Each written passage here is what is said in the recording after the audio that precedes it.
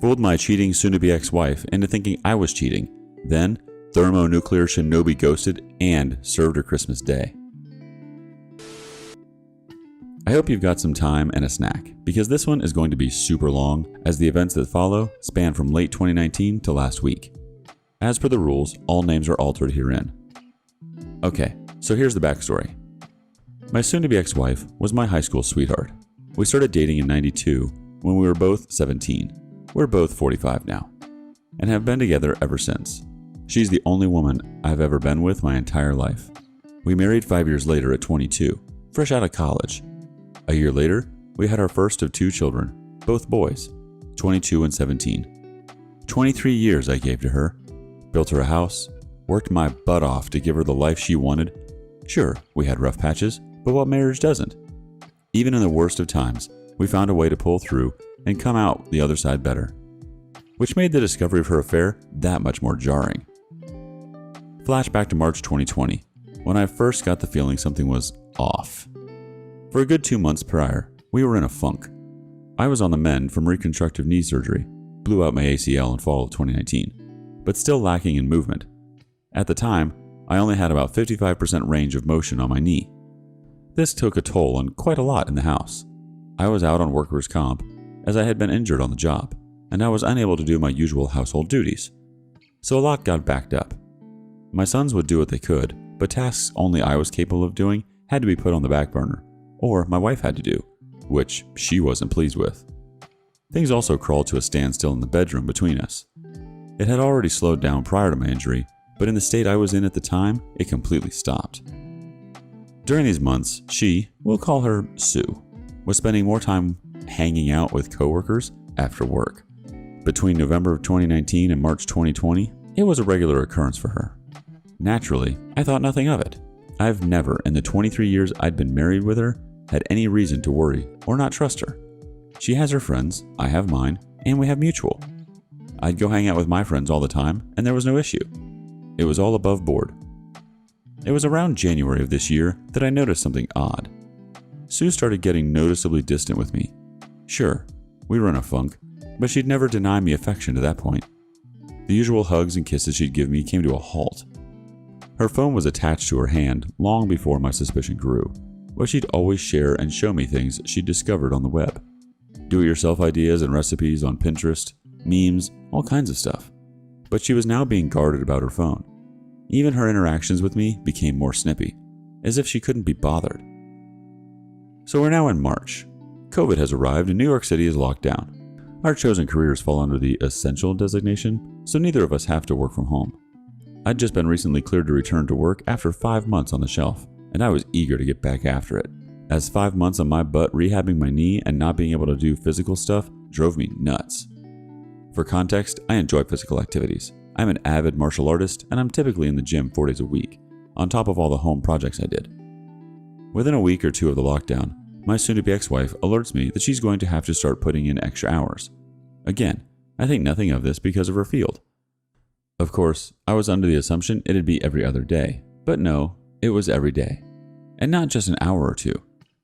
She'd come home 3 or more hours later and go straight to the shower, spend a little time with me, a little time with our 17-year-old, 22-year-old lived with his girlfriend across town, and then go to bed.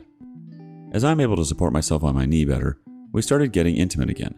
But as you'd probably guess, she wasn't mentally or emotionally present for it, which I noticed quickly. So, by early April, the picture started getting clearer to me. All of the signs were pointing to the idea that she was having an affair. That's when I decided I needed to find answers. So I scoured the internet on things I should be looking for, signs of infidelity in one's partner, and sure enough, she was pretty much ticking all of the boxes on such behavior. So then, my search inquiry advanced to how do I find proof?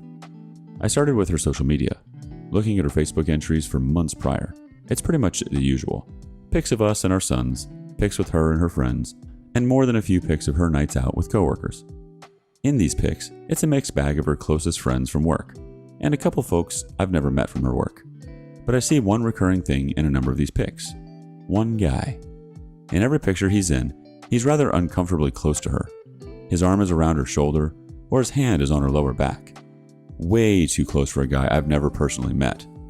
Needless to say, that put a sour taste in my mouth. But that wasn't the worst of it. No.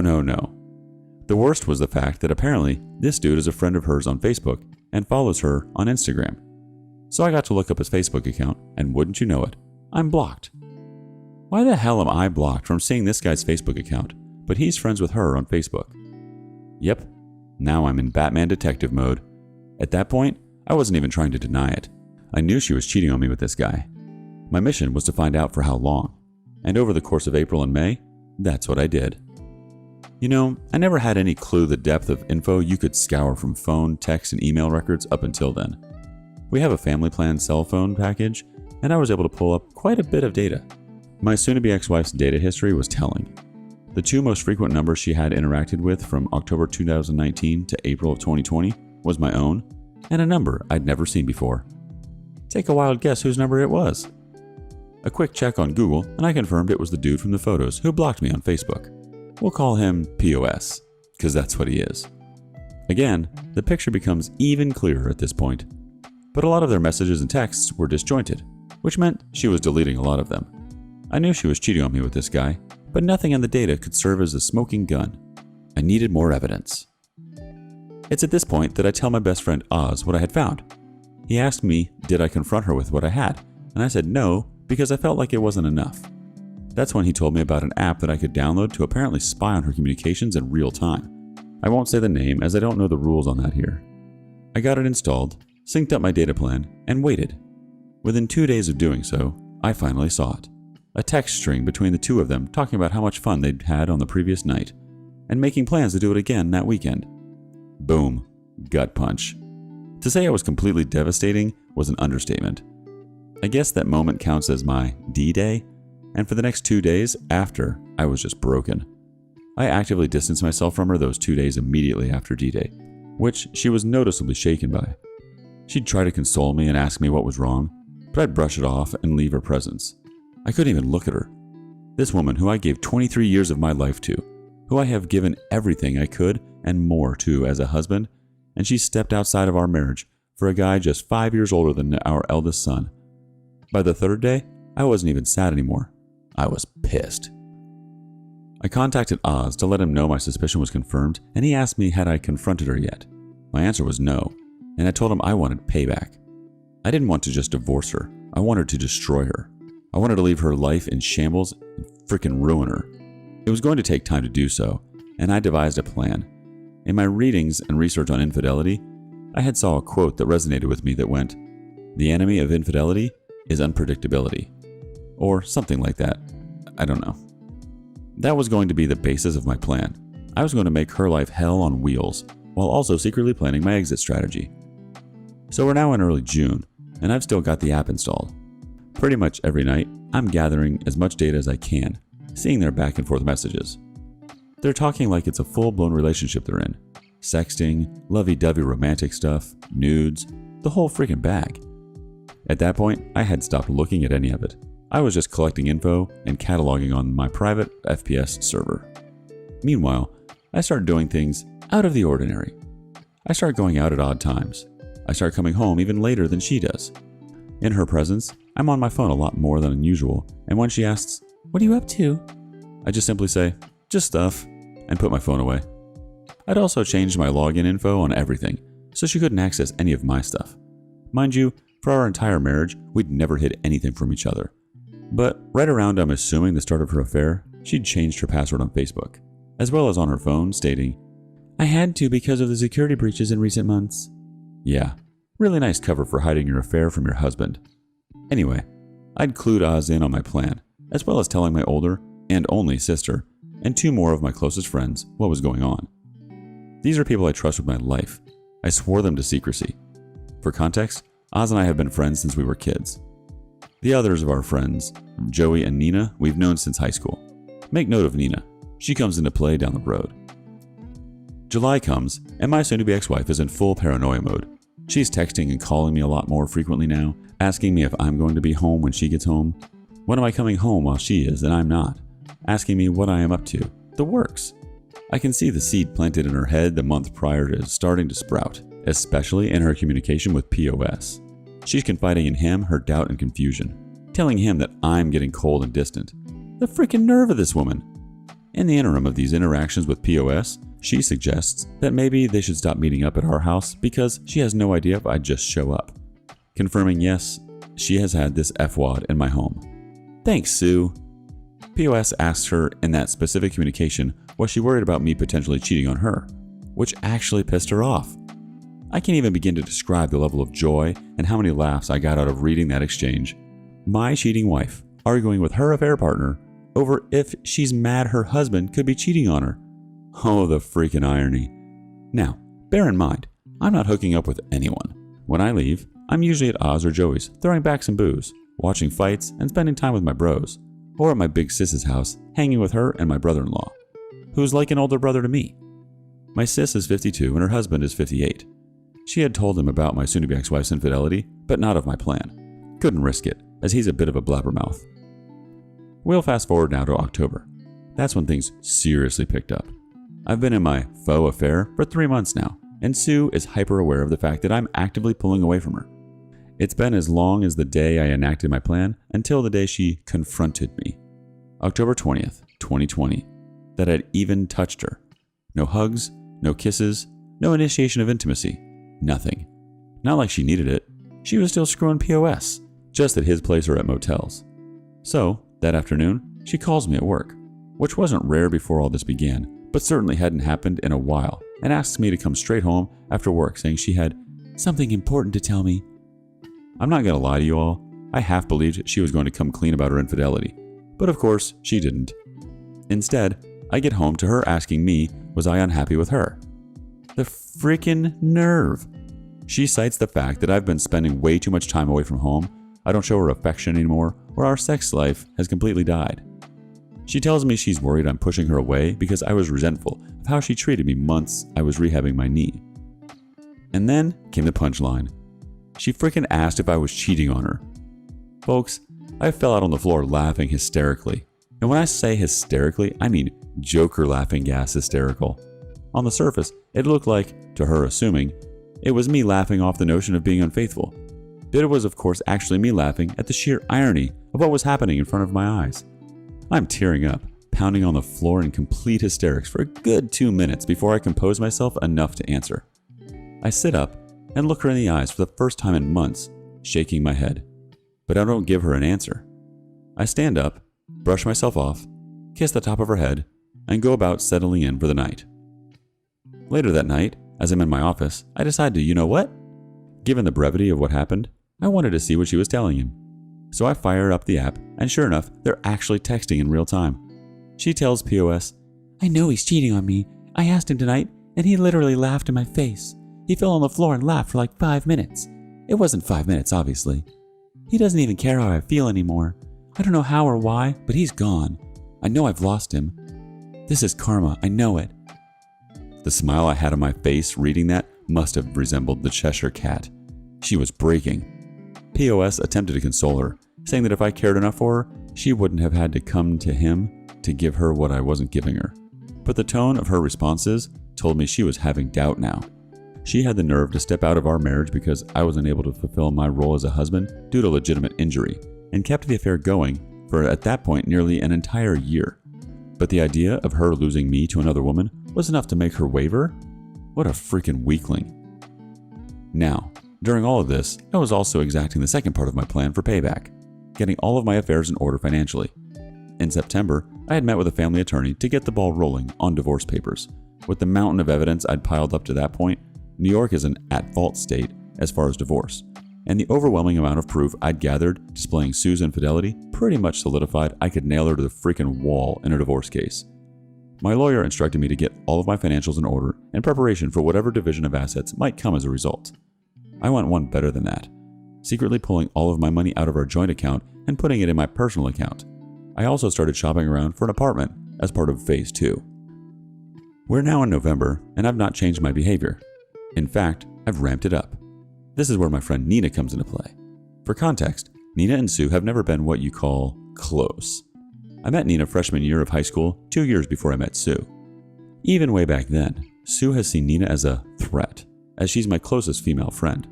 There's always been an implied, I don't trust her, from Sue regarding Nina. She's never addressed it directly, but it's obvious to anyone who pays attention. Conversely, Nina's never been a big fan of Sue. Early in me and Sue's relationship, Nina called to attention to me how Sue was pretty much imposing herself in our little square of friends, whereas I didn't do the same with Sue's set of friends. That irked Nina because she knew why Sue was doing it. Her. Among Sue's circle even now, there are no male friends, aside from POS, whereas Nina is the only girl in my square. Nina had been stuck overseas due to the virus and finally returned to New York City November 3rd. Oz, Joey, and I decided we were going to celebrate her return with a night at Joey's house for dinner and drinks.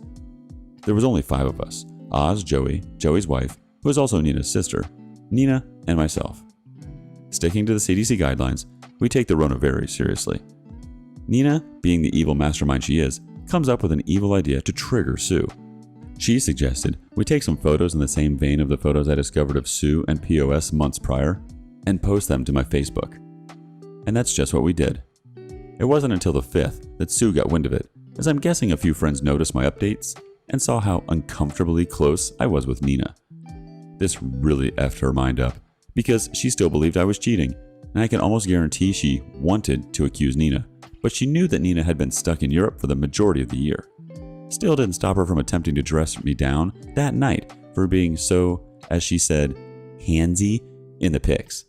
I saw this as a golden opportunity to deliver the lead jab for my knockout blow. I said, "So what about the pics with you and POS from last year? He was pretty handsy in them, but did you see me get bent out of shape over it?" Deer in the headlights. It was the first time I even mentioned the dude's name throughout all of this. The hamster wheel in her head started reeling in real time as she tried to explain away those pics. To that point, she hadn't even known I saw them. That's how little I use Facebook. When I actually do post something, it's like an event to people, which is why the pics with Nina specifically got so much traction among our circles. And explain away she did. "He's that way with everyone. He's just a really friendly guy.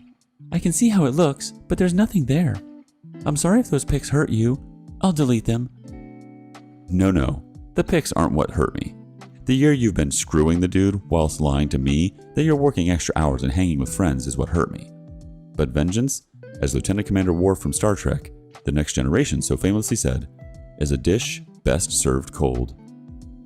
For that night, Sue was being extra specially clingy and attentive to me, like annoyingly so.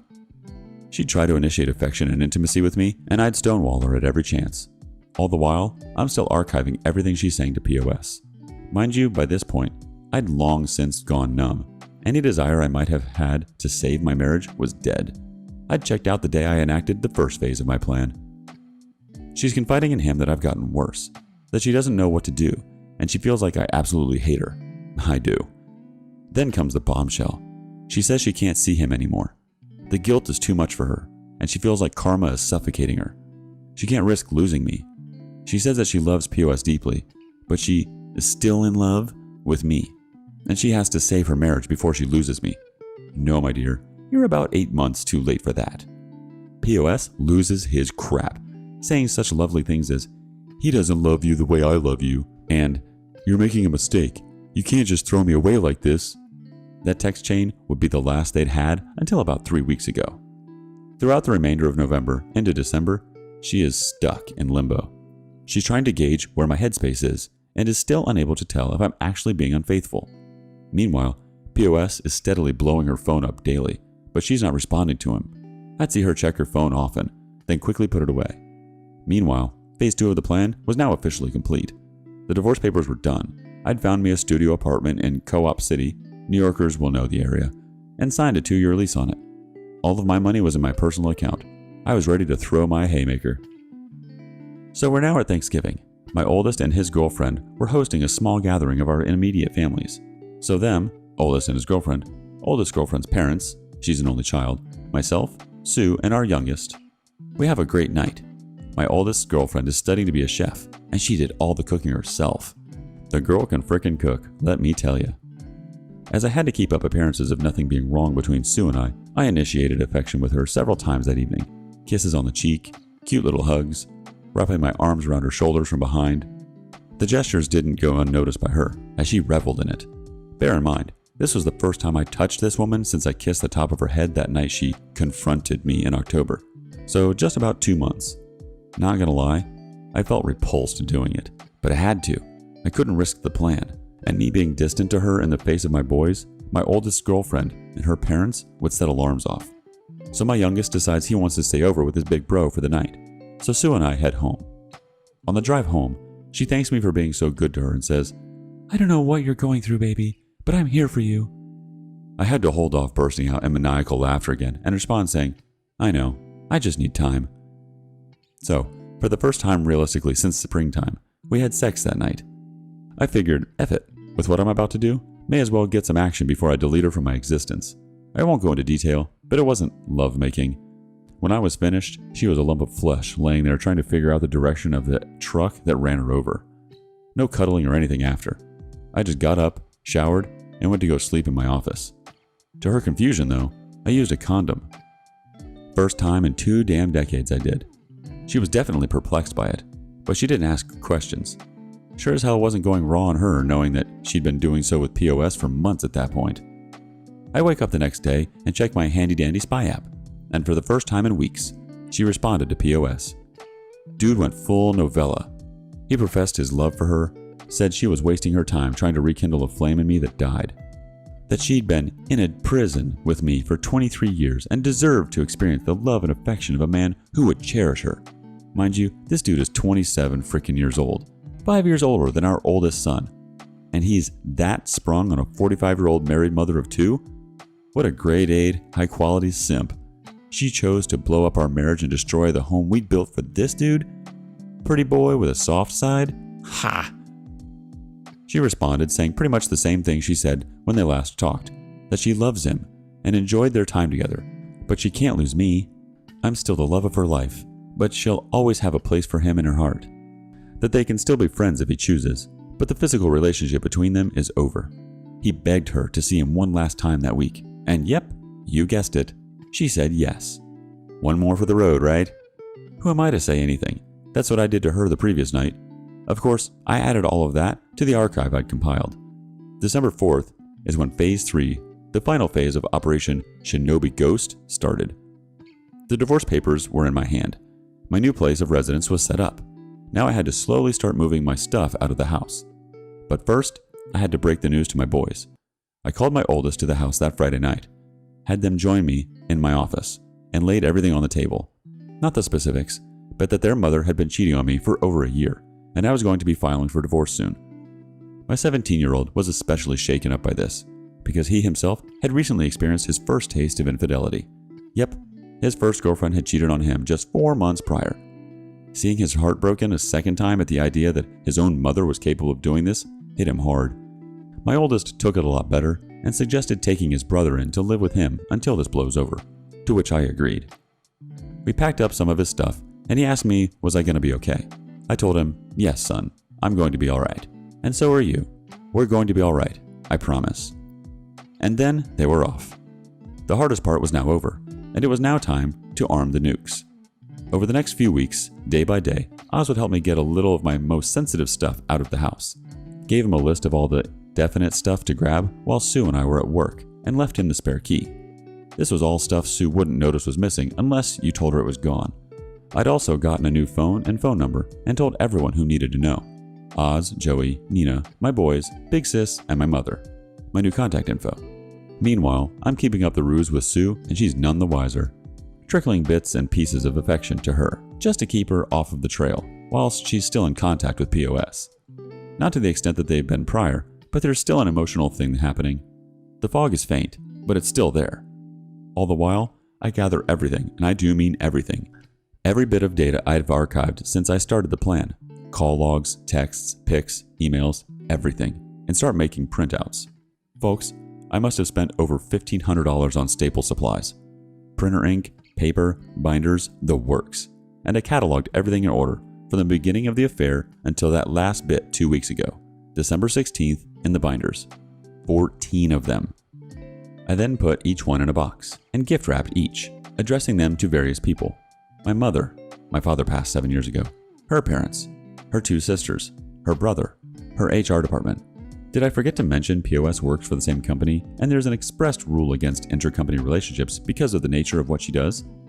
Several of her friends, POS and POS's parents, lugged all of those efforts to the post office and shipped them all out December 16th.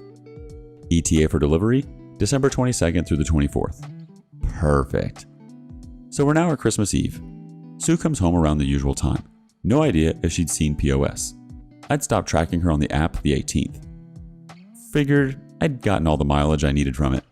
As per usual, she showers, hangs out with me a bit. I blow her back out on the living room couch. I know, I'm a frickin' a-hole. And she turns in for the night. The final phase was upon me at long last.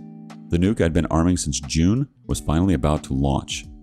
In the middle of the night, I woke up and wrapped one of the 3 remaining binders with the divorce papers taped to the inside cover and set it on my side of the bed with a note that said, "Merry Christmas" on it. Next to it, I left my old phone and the business card of my lawyer. I packed up the remainder of my most needed items, enough to fill 2 backpacks, and I left my home that I spent 23 years in for the last time. That, my friends, was 1 week ago. To Sue, I am completely off the grid. Gone. Shadow ghosted. She's blocked on Facebook, but still hasn't blocked me for some reason. So I'm keeping tabs on the fallout. It's absolutely glorious. My packages have reached everyone I sent them out to, and Sue is getting crucified. Her youngest sister completely dressed her down. Both of her parents have condemned her. My mom absolutely destroyed her. Like, holy crap. I know my mom has a mean streak, but the things she called Sue were unfreaking holy. She's been frantically trying to find out if anyone knows where I am, but those that do aren't saying a word.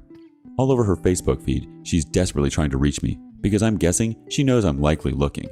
But I'm not saying a freaking word to her without my lawyer present. That'll be the next time I share oxygen with her. She's got no way of spinning the narrative to paint me as the bad guy because I've exposed her to everyone who matters to her. And from what a mutual friend who works in the same company as her, she and POS apparently are being put on administrative leave as of tomorrow. So yeah, chances are she'll be going into 2021 unemployed. As for the final 2 binders, well, one has been turned over to my lawyer as my final bit of evidence for my impending divorce. And the last one I put in my storage unit to be burned in Joey's fire pit when the divorce is final. Do I feel guilty about this? No, not even in the slightest. 23 years I did right by this woman. I gave her the home she wanted. I gave her the family she wanted. I gave her the life I felt we both deserved. And I loved her unconditionally. Never have I faltered. Never have I strayed. Never have I even entertained the notion of breaking my vows. When an issue came up that I felt was affecting our marriage, I came to her and told her, and we sorted it out as best we could. She opted to find comfort in another man's bed, rather than come to me and say she was unhappy with our sex life at the time. She decided to step out with a young punk who gave her the tingles. So no, I have no sympathy for what I did, or for her. She can burn in hell for all I care. The most I stand to lose is my house, a car, and maybe a couple $100 a month in alimony. But seeing as the divorce is filed under the statute of adultery and New York State is at fault, that might get waived with the insurmountable amount of evidence I provided. As far as I'm concerned, she's dead to me and I'm never looking back.